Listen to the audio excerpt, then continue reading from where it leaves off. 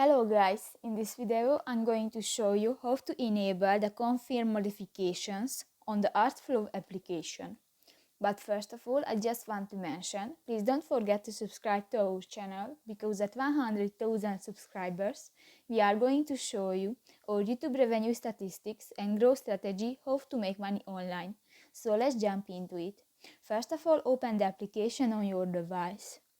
Click to the white circle on the upper right corner of the screen and tap to the six square on the top left corner of the screen.